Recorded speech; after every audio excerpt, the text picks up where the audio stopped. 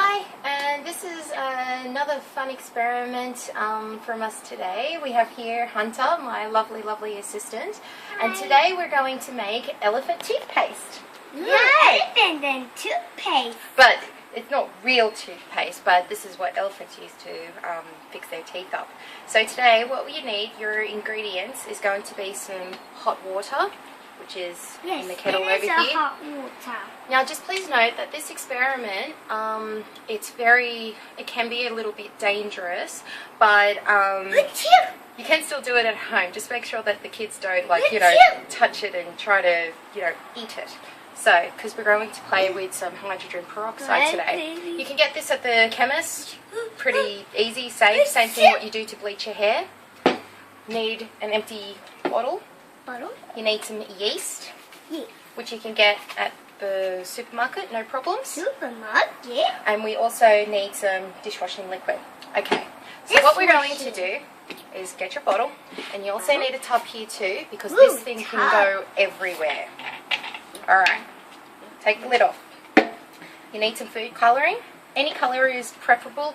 Personally, I like the darker colours because it turns out really good. Alright, so what I want you to do is, Hunter, can you please put some food colouring on the tip, just on the lip of the bottle, like so. Just tip, okay? Just like that. On the edge. Perfect. Good job. And would you like to put some green on there too, my lady? Here you go. Thank you. Just put it in. The more the better. Oh yeah. Get that in. Perfect. Bit more. Okay. So while she's doing that, I want you to get just an ordinary plastic cup, and I want you to pop some of the packet yeast. It comes in little packets if you get this kind, but usually around about 1 or 2 tablespoons of yeast is just fine. You can also use wet yeast too, that's no problem. So you can get that at any bakery. So it comes in a little packet, and just pop it into the cup like so. I just poured it everywhere. Ugh. Let's try this again. Okay. Sticky. Sprinkles. I gotta make cake. Mummy's making a mess. Okay. Yes. Now we put probably about 2 to 3 tablespoons of hot water, like so. Oh no, it's rain though. Yes. Just get an ordinary fork and just mix it up until it turns into a really nice fine paste. Usually it takes about 30 seconds, give or take. So we'll just let that keep going. Yep. Now this is the hard part. We're going to put in the hydrogen peroxide, like so. They can come in little bottles like so. But, yeah, I want you to keep stirring that, please. Keep stirring. Oh, it's childproof. Okay. Pour it into your bottle. Carefully. If you get the big one, the big hydrogen peroxide, that's okay. Usually it takes about half a cup, or 20 mils. This one, oh no, sorry, I tell a lie, 100 mils on this one. But you can use half a cup if you get the big ones in bulk. So place it into the bottle like so, and put it inside of your little dish there. Okay. You get your dishwashing liquid. Place it into the bottle as well.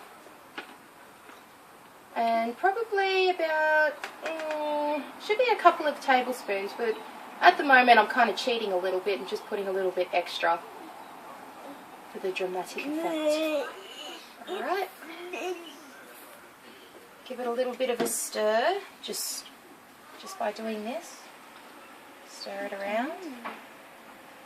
Ooh. Okay. Might just put a little bit more dye the lip of this, just for fun. Okay. And now we have our little yeast concoction ready. And now we're going to pour. Alright, you ready? Stand back, kiddo.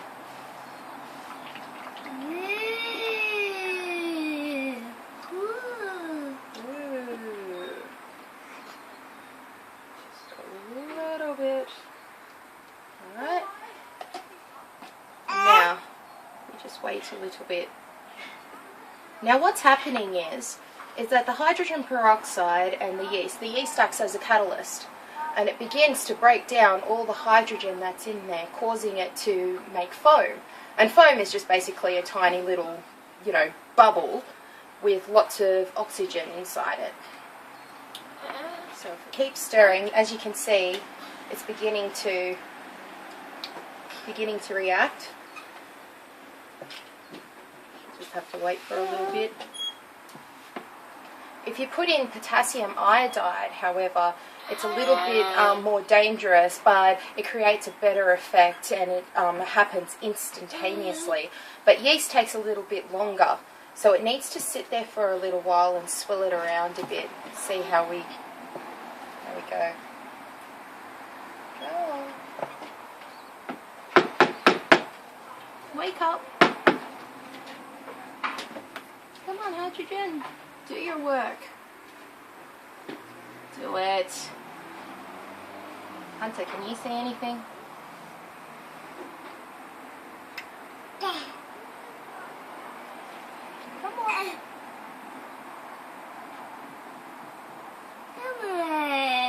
Come on. Come on.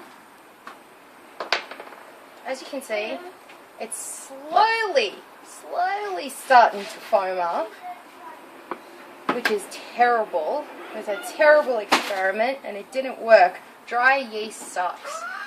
The best yeast to use is definitely wet yeast, I reckon, because we did it with wet yeast and it worked brilliantly. But what's happening is that the hydrogen is starting to break it all down, causing bubbles. It's supposed to foam over, but it's not doing it. Come on, work. So there you have it, a failed experiment on making elephant toothpaste. I reckon if we used different ingredients for this, it would work so much better. But try yourself at home and see if you can come up with any, better ideas than using dry yeast. That's for sure. Hope you have fun.